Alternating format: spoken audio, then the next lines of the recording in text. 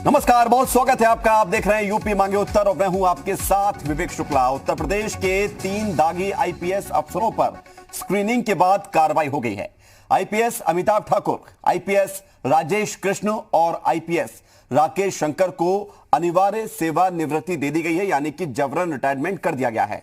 उत्तर प्रदेश की योगी सरकार उन बेलगाम, नाकारा, गैर जिम्मेदार अफसरों पर और कर्मचारियों पर कार्रवाई कर रही है जिन पर संगीन आरोप हैं। इससे पहले भी कई लिस्ट निकल चुकी है। कई आईपीएस वांटेड घोषित करके उन पर इनाम रखा जा चुका है। मतलब साफ है, संदेश एकदम कड़क और सख्त है। लेकिन सवाल यह है कि इन सबसे वाकई में सिस्टम सुधर रहा है? सवाल यह भी कि सिस्टम में ऐसे कितने लोग हैं जो दीमक की तरह इसे खोखला बना रहे हैं और इन कार्रवाइयों से नौकरशाही पर लगाम लगेगी? आज इन्हीं सवालों का यूपी उत्तर मांग रहा है। चर्चा की शुरुआत करेंगे, उससे पहले आप ये देखिए रिपोर्ट।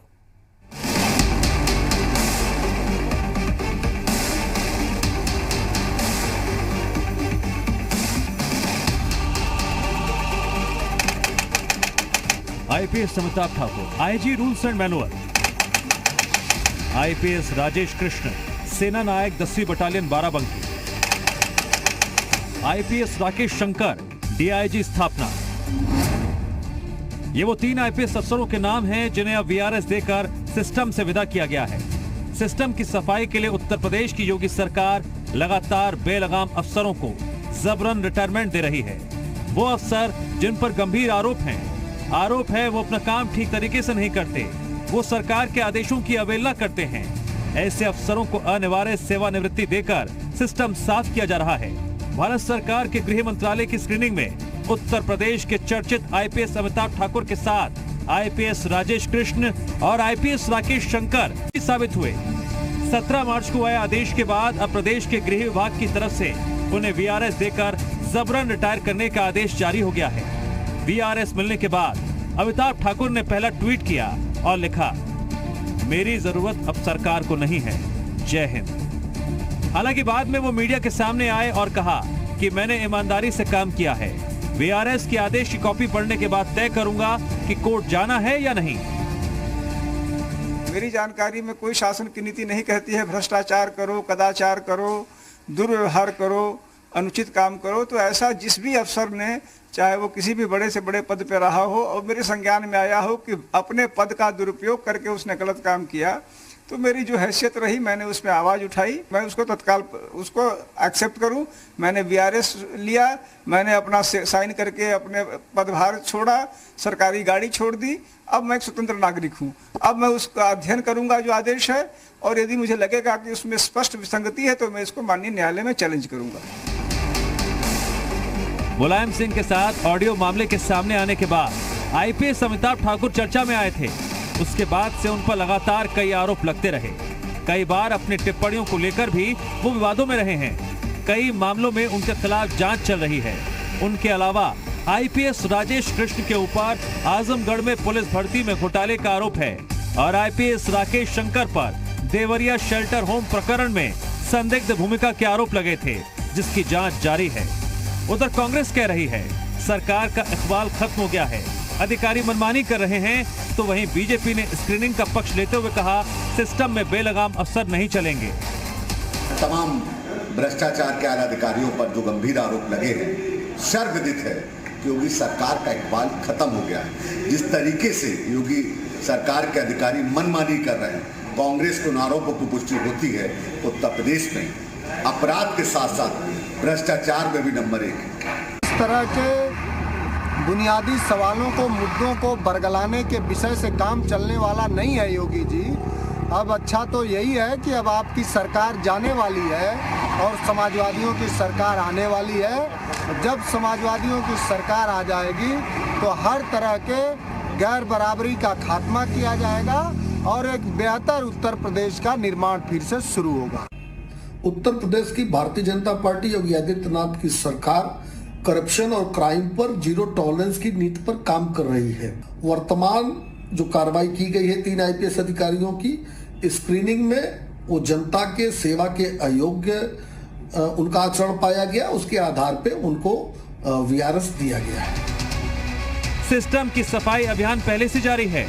इससे पहले योगी सरकार 200 से ज्यादा अधिकारियों और कर्मचारियों को जबरन रिटायर कर चुकी है। लिस्ट लंबी है और अफसरों के मामले में सरकार कार्रवाई से चूकती भी नहीं है। पशुपालन विभाग के टेंडर मामले में दोषी आईपीएस अरविंद सेन जेल में है और भ्रष्टाचार के मामले में आरोपी आईपीएस मणिलाल पाटीदार फरार है। यानी स्पष्ट है, जो काम का नहीं वो सिस्टम से साफ और जो दोषी वो सलाखों के पीछे। लेकिन बड़ा सवाल ये कि क्या इससे सिस्टम में सुधार आएगा? ब्यूरो रिपोर्ट, जी मीडिया। जी हां, तो बड़ा सवाल यही है कि इन सारी प्रक्रियाओं से, कार्रवाई से सिस्टम में कितना सुधार आने जा रहा है, क्योंकि हर साल ऐसी लिस्ट निकल रही है। खास मेहमान हमारे साथ इस चर्चा में शामिल हो रहे हैं, उनसे आपको रूबरू कराते हैं। वेदभूषण एक्स एसीपी हमारे साथ जुड़ेंगे कुछ देर में। अशोक पांडे, प्रवक्ता भारतीय जनता पार्टी से हमारे साथ जुड़ रहे हैं। नाहिद लारी खान जी, प्रवक्ता हैं आप समाजवादी पार्टी से, ये भी हमारे साथ जुड़ रही हैं। और प्रभाकर पांडे, प्रवक्ता कांग्रेस के। स्वागत आप तीनों का जी उत्तर प्रदेश उत्तराखंड में। और पहला सवाल प्रभाकर पांडे जी आपसे, कि आपको लगता है कि वाकई में इससे सिस्टम में कुछ सुधार आएगा? इसमें कुछ ऐसा देखने को मिलेगा इन कार्रवाइयों से कि सिस्टम की जो गंदगी है, जो सिस्टम के दीमक ऐसे लोग हैं जिनके दामन में दाग है या इनका व्यवहार खराब है, जिनका काम खराब है, उससे सिस्टम दूर हो जाएगा?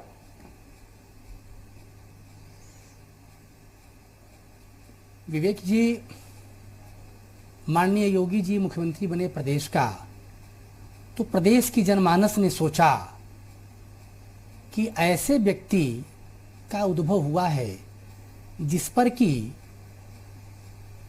अहम पर महत तत्व भारी रहेगा। लेकिन हुआ इसके विपरीत, चित्त पर अहम तत्व भारी रहा। परिणामतः ये हुआ कि हर इनके कार्यप्रणाली में, हर इनके क्रियाकलाप में अहम दिखता है। शुक्ला जी, लोकतंत्र के दो स्तंभों में कार्यपालिका विधायिका सीरियस एक दूसरे दोनों के पूरक हैं। अधिकारी करप्ट है, कार्रवाई होनी चाहिए, गैरवाजिब नहीं है, वाजिब है। अधिकारियों को सरेआम मंच से बेलगाम, नकारा, इन शब्दों से उद्बोधित करना, यही अहम तत्व है जिसका मैंने डिस्क्रिप्शन आपको दिया। दूसरी बात, 4 साल हो गई सरकार की। क्या योगी सरकार 4 साल में जीरो टॉलरेंस को प्रतिपादित करने के लिए, जीरो टॉलरेंस को स्थापित करने के लिए, न मैं खाऊंगा न खाने दूंगा इसको चरितार्थ करने के लिए ये जो कार्रवाई इनकी 4 साल पहले क्यों नहीं की गई? आज इलेक्शन 2022 में है तो उसके पहले कार्रवाई क्यों? और कार्रवाई करने का तात्पर्य ये नहीं होता है कि ब्यूरोक्रेसी को आप जो है गलत शब्दों से, गलत वाक्यों से उद्बोधन करेंगे। इस बात पर मुझको आपत्ति है। ठीक, ये जनता में अच्छी संदेश नहीं जाएगी। एक और विसंगतिपूर्ण स्थिति है कि भाई आईपीएसों की संख्या अधिक है कार्रवाई करने वालों में से, आईएएस वंचित हैं। इस पर भी लोगों का विरोध है, रोध है, प्रतिरोध है, गतिरोध है। तीसरी बात कि अगर ये वाकई अपनी संकल्प पत्र का पालन सही तरीके से करते तो यह स्थिति आती नहीं। ठीक है, ये स्थिति आती नहीं, लेकिन जो अफसर पहले से सरकार में जमे बैठे, सिस्टम में, सरकार में नहीं सिस्टम में, उन अफसरों पर तो तभी कार्रवाई होगी ना जब उनकी स्क्रीनिंग होगी। लौट रहा हूं प्रभाकर पांडे जी आपके पास। वेदभूषण साहब भी हमारे साथ जुड़ गए हैं। आप विवेक जी उत्तर दीजिए। विवेक जी, प्रभाकर जी एक एक करके सभी मेहमानों को शामिल कर दें चर्चा में, उसके बाद फिर मैं आपकी बात जरूर सुनूंगा। अब सवाल है अशोक पांडे जी आपसे कि क्या वाकई में ये कार्रवाई जो हो रही है ये चुनाव को देखते हुए हो रही है? क्योंकि प्रभाकर पांडे जी तो ये कह रहे हैं कि टाइमिंग क्या है आपकी, 4 साल पहले क्यों नहीं हुई? देखिए आपको बता दें कि उत्तर प्रदेश सरकार ने स्क्रीनिंग कमेटी के माध्यम से लगभग 200 अधिकारियों के खिलाफ विभिन्न विभागों में कार्रवाई की। हमारी सरकार में इस सिस्टम की कमियों को उजागर भी हमारी सरकार ने किया। सचिवालय में अलग से सचिवालय चल रहा था जिसमें मित्र सेन यादव जी सांसद समाजवादी पार्टी के, उनके बेटे अरविंद सेन जी जो आज जेल में है, उसी कारण जेल में है। पूरा सचिवालय मतलब पूरी नौकरशाही ने उत्तर प्रदेश को, करप्ट नौकरशाही ने उत्तर प्रदेश को बना दिया था। लेकिन हमारी सरकार सरकार ने स्क्रीनिंग कमेटी के माध्यम से उन अधिकारियों के खिलाफ कार्रवाई का निर्णय लिया है जो भ्रष्टाचार में हैं या वो अब काम में सही नहीं ठीक बैठ रहे हैं, इस सिस्टम में सही नहीं आ पा रहे हैं। निश्चित तौर पे कि रिपोर्ट के आधार पे उन लोगों के खिलाफ जांच हो रही है, तो तब जाके उन लोगों के खिलाफ बीआरएस की बात कही गई है और उनके खिलाफ कार्रवाई भी हुई है। ये जीरो टॉलरेंस की नीति हमारी उत्तर प्रदेश स्क्रीनिंग हो गई पूरी, अभी बाकी है, लिस्ट लंबी है या इंतजार कर रहे हैं कि समय और आए आगे तो फिर और लोगों की जो लिस्ट पेंडिंग है उनको आगे किया जाए। विभागों में जी बिल्कुल विभिन्न विभागों में स्क्रीनिंग कमेटी जांच कर रही है। पहले से कहा गया कि इस तरह के अधिकारियों को, इस तरह के लोग कर्मचारियों को जो इस काम कायदे से नहीं कर रहे हैं, भ्रष्टाचार में डूबे हैं या उनके खिलाफ कार्रवाई हो रही है, जब शिकायत है तो उनके खिलाफ जांच के आधार पर कार्रवाई होगी और उसी के तहत कार्रवाइयां हुई भी हैं। ये कार्रवाई कब तक चलेगी? जब तक उत्तर प्रदेश का ये सिस्टम सही नहीं हो जाएगा। तो कब तक सही होगा? बिल्कुल सही होने की दिशा में यही सब कार्रवाई जो हो रही है, यही सही दिशा में है। ठीक है। सीधे सचिवालय फर्जी चल रहा था जिस प्रदेश में, तो वो आपने ठीक कर दिया। नाहिद लारी खान जी, सवाल आपसे। आवाज हमारे शासन में उजागर हुआ। ठीक है नाहिद लारी खान जी, तो जो अधिकारियों को बीजेपी की सरकार में एक्सपोज होना पड़ा, आप उन तक नहीं पहुंच पाए थे, आपसे मतलब आपकी सरकार में? विवेक जी, अपनी कमियों को छुपाने के लिए दूसरों के कंधे का सहारा ले रही है बीजेपी सरकार। ये दूसरों के कंधे पर बंदूक रखकर चला रहे हैं। आप देखिए कि आप ही के चैनल अपनी जिम्मेदारी निभाते हुए सुबह से लेकर रात तक सारी क्राइम की खबरें A to Z सब रिपोर्ट करती है। आप ये देखें कि माननीय सुप्रीम कोर्ट ने उत्तर प्रदेश में जिस तरह से लॉ एंड ऑर्डर ध्वस्त है, माननीय सुप्रीम कोर्ट ने कहा कि उत्तर प्रदेश में जो घटनाएं हो रही हैं वो झकझोर देने वाली है, वो भयानक है। यहां तक कहा कि उत्तर प्रदेश में जंगल राज है। तो अगर वाकई एक्शन लेना है तो एक्शन लेना चाहिए गृह मंत्री जी के ऊपर, क्योंकि वो एक नाकामयाब गृह मंत्री है। गृह मंत्री टोटल फेल है। अशोक पांडे जी, आपको मौका दूंगा। गृह मंत्री कौन है? वो उत्तर प्रदेश के मुख्यमंत्री ही गृह मंत्री हैं। उनसे अपना विभाग तो संभल नहीं रहा है और प्रदेश भी नहीं संभल रहा है। आप ये देखें कि आदित्यनाथ जी उत्तर प्रदेश के हैं ही नहीं, वो तो चीन के बॉर्डर के रहने वाले हैं, इसलिए उनको उत्तर प्रदेश से कोई खास दिलचस्पी भी नहीं है। बेहतर हो कि खन्ना जी जो एक मंत्री हैं और सबसे पुराने बीजेपी के पुराने सीनियर योग्य लीडर हैं, उनको चीफ मिनिस्टर बनाए तो शायद इस चलाचली की बेला में कुछ स्थिति मतलब अब आपको सुरेश खन्ना मुख्यमंत्री चलेंगे, मुख्यमंत्री योगी आदित्यनाथ नहीं चलेंगे आपको, क्योंकि वो बाहरी हैं, क्योंकि उनका जन्म उत्तराखंड में हुआ। लेकिन आपको पता होना चाहिए उत्तराखंड उनके जन्म के बाद बना है, उस समय उत्तर प्रदेश ही था वो। विवेक जी, उनकी इसीलिए दिलचस्पी नहीं उत्तर प्रदेश में। आप ये देखिए कि आदित्यनाथ जी को उड़न खटोला मिला है, यूपी की जनता से टैक्स वसूल कर उस उड़न खटोला में तेल डलता है और उसका खर्चा बर्चा भी उसी पैसे से निकाला जाता है, इसलिए मिला उड़न खटोला आदित्यनाथ जी को। नाहिद लारी खान जी, उड़न खटोला पे बात नहीं हो रही है, आप तो ये बताइए कि ये कार्रवाई सही है या गलत है? देखिए, मैं उसी बात पर आ रही हूँ विवेक जी, उसी बात पर आई हूँ कि उनको उड़न खटोला मिला है कि कोई आवश्यकता हो तो वो प्रदेश में जाएं, अन्यथा अपने मंत्रियों को भेजें। वो क्या कर रहे हैं? वो अपने आप को एक नेता समझ रहे हैं। उनको गलतफहमी हो गई है कि वो एक नेता है। वो एक प्रदेश से दूसरे प्रदेश जा रहे, कभी बंगाल जा रहे, कभी असम जा रहे, छोटी छोटी जनसभा।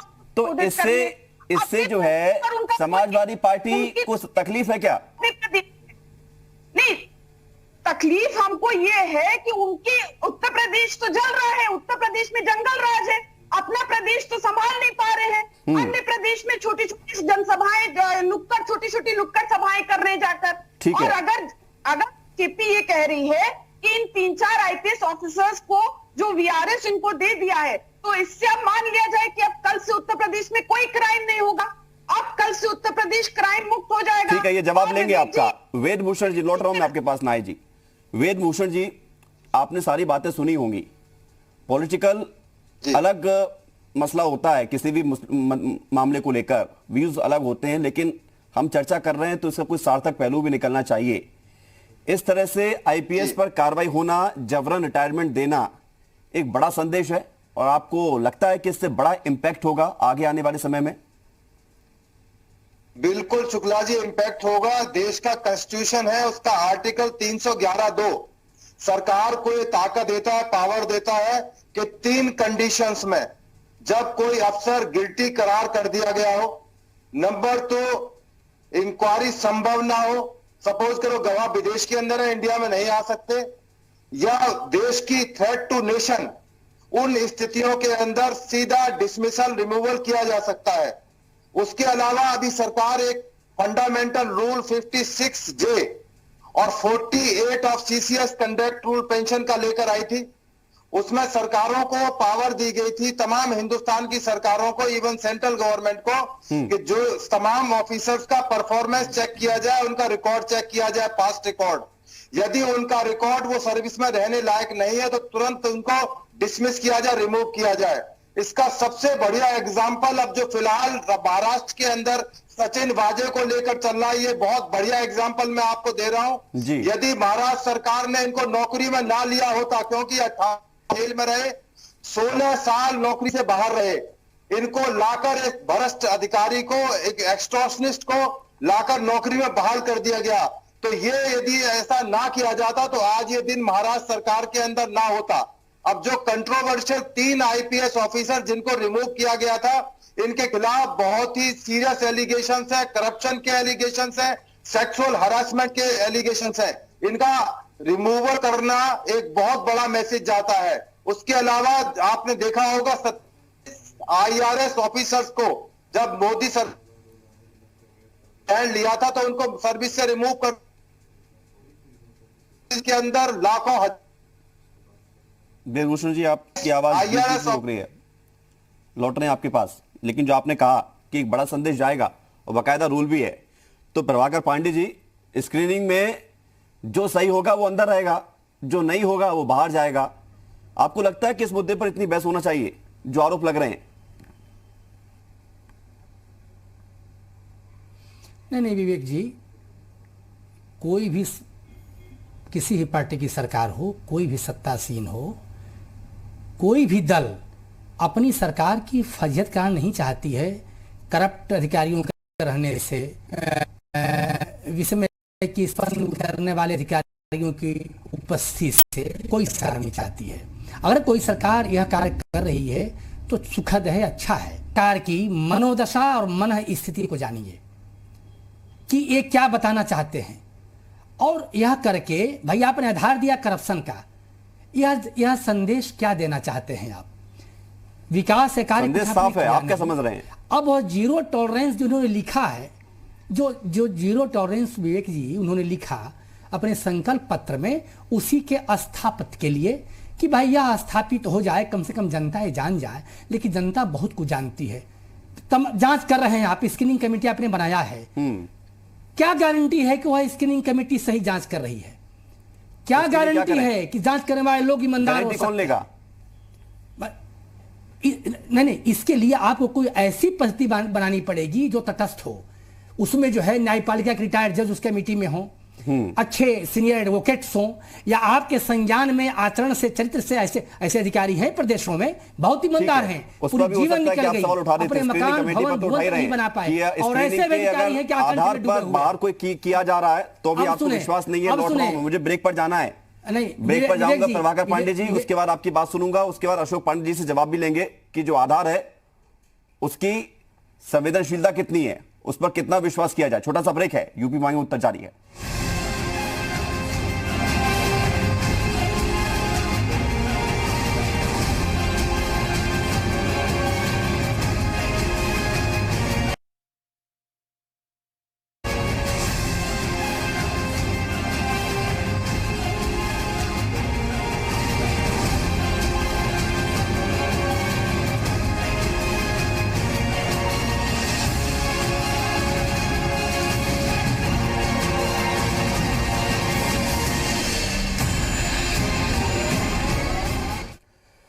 ब्रेक के बाद स्वागत है आपका। और लगातार हम चर्चा कर रहे हैं 3 आईपीएस अफसरों को जबरन रिटायरमेंट किया गया है और उस पूरे मामले को लेकर राजनीति भी हो रही है, आरोप भी लगाए जा रहे हैं टाइमिंग को लेकर। खास मेहमान हमारे साथ लगातार बने हुए हैं। अशोक पांडे जी, अब सवाल आपसे, स्क्रीनिंग कमेटी पर सवाल उठे हैं कि आप स्क्रीनिंग कर रहे हैं तो उसका आधार क्या है, उसमें कितने ऐसे लोग हैं जो ईमानदार हैं और तटस्थ लोग कितने हैं जो सही ढंग से फैसला लेंगे किसी व्यक्ति विशेष के बारे में, उसका मानक क्या है, उस ईमानदार लोगों का मानक क्या है, आपको बता दें भूमि क्या है। अशोक जी अब जवाब दे रहे हैं, सुनिए।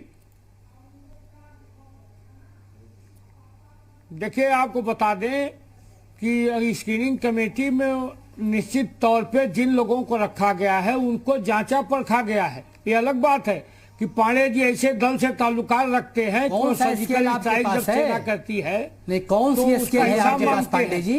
लाश गिन के इनको दिया जा तब ये मानेंगे कि सेना ने सर्जिकल स्ट्राइक की है।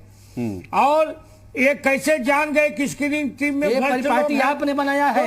कभी सेना के अधिकारी मीडिया के सामने बयान नहीं दिया करते थे, कभी पुलिस अधिकारी आईएएस जो है मीडिया के सामने बयान नहीं दिया करते थे। कांग्रेस गवर्नमेंट ने आपने परिपाटी बनाया है, इस तरह की उंगली पार्टी आपने बनाया है पांडे जी। जो पार्टी ब्यूरोक्रेसी को मीडिया के सामने प्रस्तुत कराते हैं उससे बयान दिलवाते हैं, ये बहुत विधायिका के लिए बहुत खतरनाक है, लोकतंत्र के लिए बहुत घातक है। प्रभाकर पांडे जी जब आप बोल रहे थे तो वो सुन रहे थे, अब आप सुन लीजिए। है जिनकी शिकायत हुई है, जो अधिकारी भ्रष्टाचार में संलग्न रहे हैं, जिन अधिकारियों पे था कि अपना काम कायदे से नहीं कर रहे हैं, उन अधिकारियों की स्क्रीनिंग कमेटी ने जांच करके रिपोर्ट दी, तब उनके खिलाफ कार्रवाई की गई है।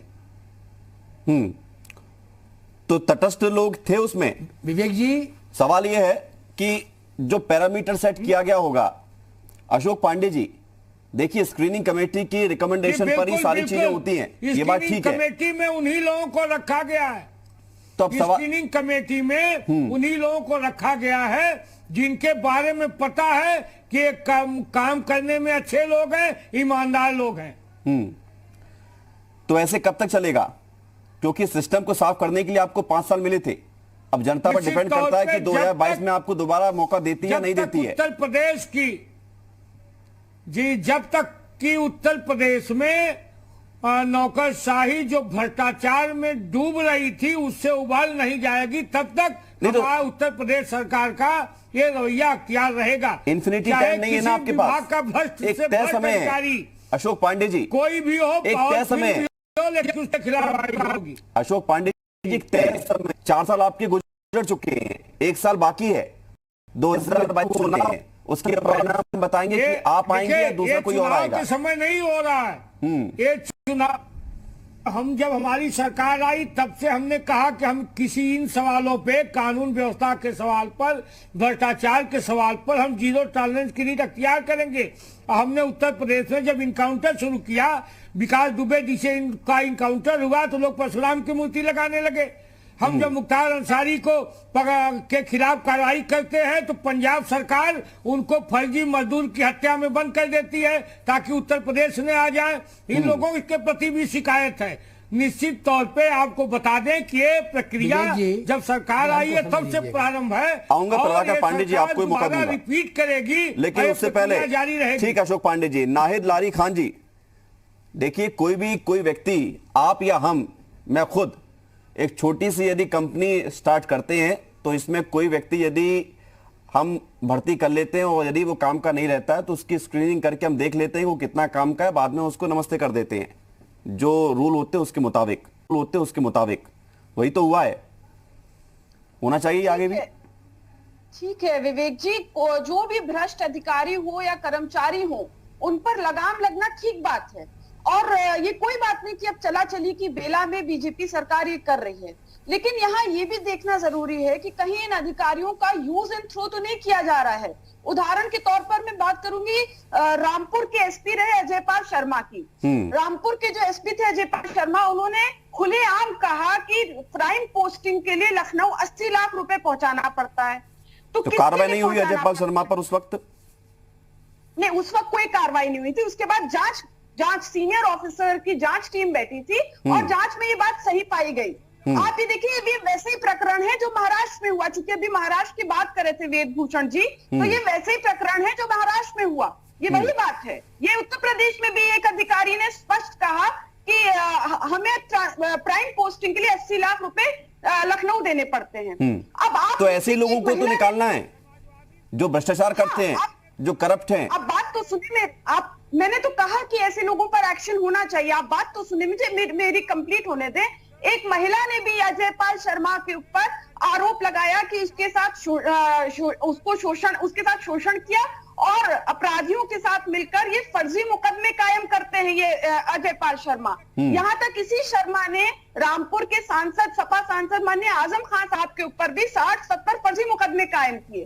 ये सब बातें जब आदित्यनाथ जी जो मुख्यमंत्री जी हैं या गृह मंत्री भी हैं, वो गृह मंत्री भी हैं, जब उनके समक्ष आई कि खुल्लम खुल्ला एक अधिकारी ने उनकी सरकार पर आरोप लगाया कि 80 लाख रुपए दिए जाते हैं प्राइम पोस्टिंग के लिए, और यहाँ तक कहा तो हुआ क्या, ये तो बताइए नाहिद खान, जांच हुई कि नहीं हुई? आपको क्या योगी जी ने जो फर्जी मुकदमे इस भ्रष्ट आईपीएस अफसर ने कायम किए थे आजम साहब पर, क्या उनको हटाए?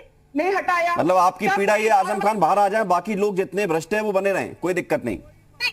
देखिए, पीड़ा ये नहीं है, पीड़ा ये है कि जब एक आईपीएस अफसर, उसके ऊपर आरोप लगा दिया, आरोप सिद्ध हो गया कि वो फर्जी मुकदमे भी कायम करते हैं और उन्होंने 80 लाख रुपए प्राइम पोस्टिंग की भी बात की, तो जाहिर सी बात है जब उस अधिकारी ने जितने भी फर्जी मुकदमे जिनके ऊपर भी कायम किए हैं, वो भी मुकदमों की भी तो जांच हो रही है ना, मामला कोर्ट में। मैडम थोड़ा सा इंतजार करना पड़ेगा। ऐसा नहीं है कि किसी ने फर्जी मुकदमा अगर लगा भी दिया तो उसके बाद उसको जो है उसी आधार पर सजा मिल जाती है, जांच भी होती है, मामला कोर्ट तक जाता है।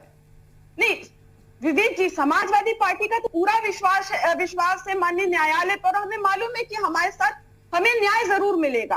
आपको मैं एक और बात बताऊं, अगर जल्दी से कंक्लूड करिए। उत्तर प्रदेश की सिर्फ डकैती की अगर बात करें तो उत्तर प्रदेश में लखनऊ सहित सिर्फ ज्वेलर शॉप की डकैती की बात करें तो 4 साल में 500 ज्वेलर्स के यहाँ डकैती हुई है। ये डकैती, इस तरह की डकैती या तो अंग्रेजी शासनकाल में होती थी, फिर थोड़ा सा इस पे पिछले कुछ तो कर तो रहे गिरफ्तार, एनकाउंटर में दावा करती तो सरकार, फिर आप उसमें जाति धर्म मजहब ढूंढ के ले आते हैं। लौट रहा हूं मैं नाहिद जी आपके पास, क्योंकि इस पूरे मामले को लेकर हमें समझना होगा अंदर से। वेद भूषण जी काफी वक्त से इंतजार कर रहे हैं। अशोक पांडे जी आपको मौका दूंगा मैं पूरा। वापस करने का निर्णय लिया था। अशोक जी आ रहा हूं मैं आपके पास, आ रहा हूं। वेद भूषण जी सवाल आपसे मेरा, डकैती की बात कर रही हूँ। सवाल ये है, जी देखिए, जो भ्रष्टाचार के मामले बड़े गंभीर होते हैं और ना सिर्फ भ्रष्टाचार के, आपकी कार्यप्रणाली, जो आपकी रूल रेगुलेशन जो ड्यूटी में होते हैं उनको यदि आप नहीं करते तो कार्रवाई होती है। स्क्रीनिंग को लेकर सवाल उठे हैं। दूसरा ये है कि कितना वक्त और लगेगा? आपको लगता है कि इस सिस्टम में बहुत ज्यादा कचरा है, साफ करते करते लंबा वक्त लग जाएगा? टाइम तो लगेगा, पर एक बहुत अच्छा मैसेज गया है, क्योंकि इससे पहले मैं आपको दिल्ली शहर का बताता हूं, किसी भी आईएएस और आईपीएस अधिकारी को दिल्ली में आज तक सर्विस से रिमूव नहीं किया गया है। यूपी में जो शुरुआत हुई है, एक बहुत बड़ा मैसेज जाएगा, नीचे के अधिकारियों को कभी भी बली का था। ये पहला मौका है कि यूपी के अंदर 3 सीनियर आईपीएस ऑफिसर्स को सर्विस से रिमूव किया। करप्ट और अनप्रोडक्टिव बहुत बड़ा मैसेज जाएगा। बिल्कुल, वो मैसेज तो जा रहा है वेद भूषण जी। बिल्कुल लिखा है कि 50। ठीक, लौट रहा हूं मैं आपके पास। अशोक पांडे जी सवाल आपसे। आप पहली बात तो वो बात करिए जो कहना चाह रहे थे। आ रहा हूं प्रभाकर जी आपके पास, सीधे इसके बाद आता हूं। अशोक जी बोलिए। देखिए, आपको बता दें कि अभी सपा की प्रवक्ता बोल रही थी, उत्तर प्रदेश में अपराध का राजनीतिकरण यही लोगों ने किया। इनके शासन में थाने बिक रहे थे, इनके शासन में अधिकारियों को पैसा लेके बढ़िया जगह दिया जा रहा था। जग जाहिर है इनके शासन में विकास दुबे जैसे लोगों का विकास हो रहा था। इनके शासन में महान गांधीवादी विचारक तो पकड़ आप रहे हैं अंसारी थे। इनके शासन में संकट मोचन बम विस्फोट का जो आतंकी था उसका मुकदमा वापस हो रहा था। आज उसी कचरे को हम ठीक कर रहे हैं। एमएलए एमपी अगर गलत होता है तो 5 साल पे जनता उसे हरा देती है, सरकार हटा देती है। लेकिन जो आईपीएस आईएएस हैं वो अखंड भ्रष्टाचार में अगर डूबे हैं उन पे कोई कार्रवाई नहीं होती। कैसे डूबते हैं, सवाल ये भी है अशोक पांडे जी। यदि कोई आईपीएस आईएएस ऑफिसर भ्रष्टाचार में डूबता है तो उसको संरक्षण किसका होता है? नेताओं का होता है, मंत्री का होता है, विधायक का होता है, सांसद का होता है। अगर बगैर संरक्षण के या तो संरक्षण होता है या अनदेखी होती है। स्क्रीनिंग कमेटी बनी, इसीलिए स्क्रीनिंग कमेटी बनी। स्क्रीनिंग कमेटी ने रिपोर्ट दिया और 200 लोगों के खिलाफ कार्रवाई हुई है। 3 लोग नहीं, हम 5 साल में आए हुआ। उसके बाद हमने 200 अधिकारियों के खिलाफ कार्रवाई की है। ठीक है, लेकिन 2000 अंदर होंगे तो अभी तो 1800 बाकी है। समय आपके पास इतना नहीं है कि आप 1800 को अगले 6-7 महीने में निकाल दें। निश्चित तौर पे जो भ्रष्टाचारी होगा वो निश्चित तौर पे दंड का भागीदारी होगा। ठीक है सर, हम सपा अच्छी के बात लोग है, नहीं ये तो आप कह रहे हैं तो करिए, पत्रकारों वक्त मत लगाइए। लेकिन प्रभाकर पांडे जी, सवाल आपसे मेरा, आप भी कह रहे हैं कि काम अच्छा हो रहा है, लेकिन आप टाइमिंग पर और स्क्रीनिंग कमेटी पर सवाल उठा रहे हैं। ऐसे हर कोई हर सिस्टम से सवाल उठेंगे तो फिर काम कैसे पूरा हो पाएगा? नहीं विवेक जी, मैं तो पहले कह दिया, बाद में आपने भी कह दिया। कंपनी का उदाहरण बहुत सही कहे, भारतीय पार्टी कंपनी ही है। बहुत बढ़िया उदाहरण आपने, धन्यवाद आपको। मैंने कंपनी आपका हमारा लेकर किया था, कोई भी व्यक्ति कंपनी खोलता है। जैसे हमको आपने कहा कि आप भी कह रहे हैं काम अच्छा हो रहा है। अरे जब उसके जड़ को मैंने खोद दिया तो काम अच्छा क्या हो रहा है। दूसरी बात विवेक जी, कि प्रत्येक वर्ष स्क्रीनिंग होती है। क्या इन भ्रष्ट अधिकारियों को आपने 4 साल 3 साल पाला पोसा? इनसे भ्रष्टाचार कराया आपने, उसका लाभ आपने प्राप्त किया। आज आपके खांचे में फिट नहीं बैठे तो इनको आपने बाहर कर दिया।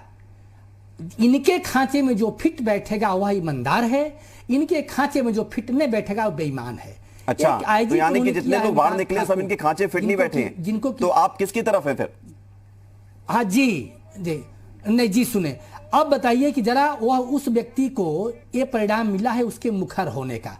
अगर ये मंच से कहते हैं कि लोकतंत्र में विरोध खूबसूरती है, शुक्ला जी ये कर्मात्मक मार्ग से विमुख हो गए हैं और ये वचनात्मक मार्ग और ये जो है शब्दात्मक मार्ग, वाणिज्यिक मार्ग का पोषक बन गए हैं। जब आपने कहा भाई क्या करप्शन है उसका, वह व्यक्ति मुखर है, मुखर होने का दंड उसको मिला है। अगर किसी सत्ता शासन के विरोध में खड़ा होकर कुछ कह रहा है तो उसकी बातें सुनिए। आप सुनने के बजाय प्रतिशोधात्मक तरीके से, एक रिवेंज की भावना से कार्रवाई आप कर रहे हैं। इस बात पर मेरा विरोध है। दूसरी बात कि वह व्यक्ति नाकाबिल आईपीएस नहीं है। अमिताभ ठाकुर को कोई बेईमान नहीं कह सकता है। तो 2016 में जो उन पर एफआईआर हुई थी, क्या वो रिवेंज कर दिया है जो समाजवादी पार्टी की सरकार के दौरान हुआ था मुलायम सिंह यादव के साथ? आपको पूरा मामला ही मालूम होगा। सवाल यही है कि जब विपक्ष में पहुंच जाते हैं तो हमारी सोच बदल जाती है। मैं सत्ता में बहुत दिन से नहीं हूं विवेक जी। नहीं, आप नहीं, मैं सत्ता में बहुत दिन से नहीं हूं। जब से उत्तर प्रदेश में क्षेत्रीय पार्टियों का प्रादुर्भाव हुआ, ये बढ़ा और उन क्षेत्रीय पार्टियों का आचरण करते हुए ये भारतीय जनता पार्टी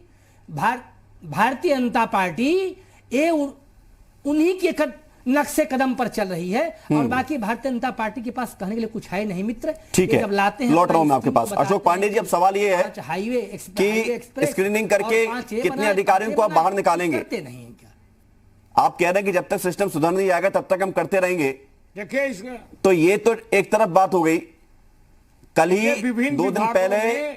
2 दिन पहले शिवपाल यादव ने कहा कि मुख्यमंत्री जी ईमानदार हैं लेकिन नौकरशाही भ्रष्ट है, वो काम नहीं करती है। तो आधी बात आपको अच्छी लगी? देखिए, आपको बता दें कि नौकरशाही जो काम नहीं करेगी उसके खिलाफ दंडात्मक कार्रवाई होगी। उत्तर प्रदेश में नौकरशाही को, अधिकारी को ईमानदारी से जनता की सेवा करना पड़ेगा और सरकारी नियमों का अनुपालन करना पड़ेगा, वरना दंडात्मक कार्रवाई होती रहेगी। कांग्रेस कह रही है कि आप में खांचे में जो फिट नहीं होते उन्हें आप बाहर का रास्ता दिखा देते हैं। देखिए, कांग्रेस की बात छोड़ दीजिए। कांग्रेस क्षेत्रीय दलों को गाली देते देते खुद क्षेत्रीय दलों में बदल गई। अभी भाजपा को कह रहे थे कंपनी, अरे एक बेटा एक माई, एक बेटी एक घर जवाई, यही तो है कांग्रेस आई। वाह। वो तो प्राइवेट अच्छी लिमिटेड लाइन बनाई कंपनी आपने। ही है, इनकी बात छोड़ दीजिए। ठीक है, नाहिद लारी खान जी सवाल आपसे अब। फुहड़ बात आपने कह दिया पांडे जी, आप शोभा नहीं देता है आपको। ठीक है, बहुत बहुत खराब। इस नाहिद बात लारी में जी, कंडम करता हूं। सवाल पांडे आपसे जी, ये है। भारतीय जनता पार्टी के प्रवक्ता से हमको ऐसी उम्मीद नहीं है, इन शब्दों का ठीक। नहीं सूट करता है पांडे जी। ठीक है, अगर लौट अपने रहा हूं मैं ऊपर आपके लेंगे पास। तब प्रभाकर भी जी बहुत लौट रहा धिक्कार हूं। योग्य है। नाहिद लारी खान इस जी बात सवाल को ये लेकर- है कि क्या वाकई में सिस्टम में ऐसे लोग थे, आपकी जब सरकार थी तो आपने इस सिस्टम के दिमाग को साफ क्यों नहीं किया, या आपने कोशिश क्यों नहीं की?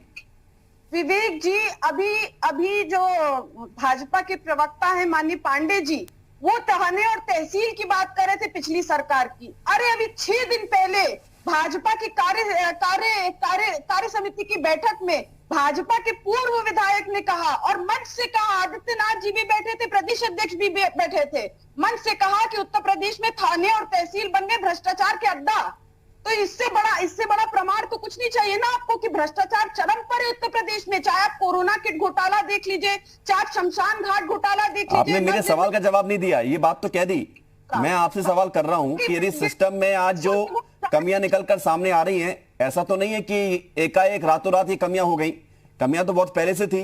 तो जो कोशिश आज बीजेपी कर रही है, ये कोशिश आपने की होती तो शायद अब तक सिस्टम साफ हो गया होता। देखिए विवेक जी, मैं एक उदाहरण दूंगी आपको।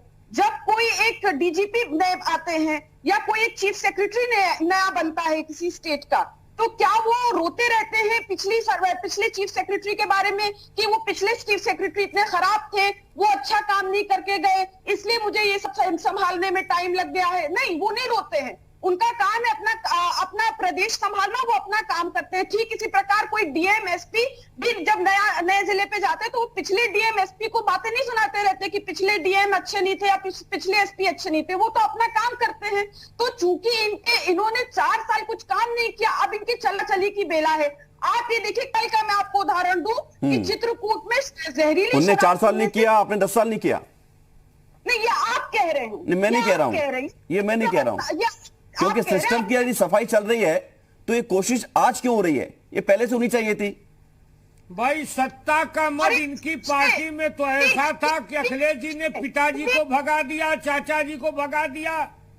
अरे ये डाकुओं की पार्टी है। अखिलेश जी तो सत्ता के मद में इतने चूर थे, कि पिता को हटाया, चाचा को हटाया, एक एक करके ड्रिल मत करिए अशोक पांडे जी। अशोक जी ड्रिल मत करिए मुझे को। अशोक जी ड्रिल मत करिए, ये सब बातों पे बहुत चर्चा हो चुकी है, कोई मतलब नहीं है, कौन की पार्टी का मसला है। आप तो अडवाणी जो है नायक जी कौन आपके पास 10 सेकंड, उसके बाद फिर मैं देखिए कि जाऊंगा। लोगों की मृत्यु हुई, वहां के चित्रकूट के बीजेपी एमएलए ने अवैध शराब बनती है और आबकारी विभाग के लोग शामिल हैं, कोई कार्रवाई नहीं हुई। नतीजा ये हुआ कि कल जो है 7 लोगों की ये जहरीली शराब के कारण मृत्यु हो गई। ठीक है, आपके इस कंसर्न का सवाल ले लेते हैं। अशोक पांडे जी, सीधा सवाल है, नॉन पॉलिटिकल क्वेश्चन है ये आपसे, नॉन पॉलिटिकल क्वेश्चन है कि क्या वाकई में अभी भी महसूस होता है कि नौकरशाही आपके हाथ में नहीं है? अशोक पांडे जी देखिए, बिल्कुल हम नौकरशाही पे लगाम लगा चुके हैं। उसी लगाम लगाने का परिणाम है कि आज उत्तर प्रदेश में जो दुर्दांत अपराधी थे आज अपनी अवैध संपत्ति को अपने से गिरा रहे हैं।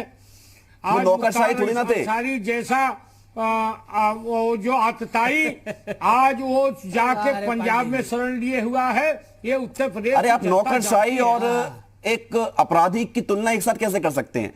नौकरशाही अलग मामला है। मैंने आपसे सवाल सीधे पूछा।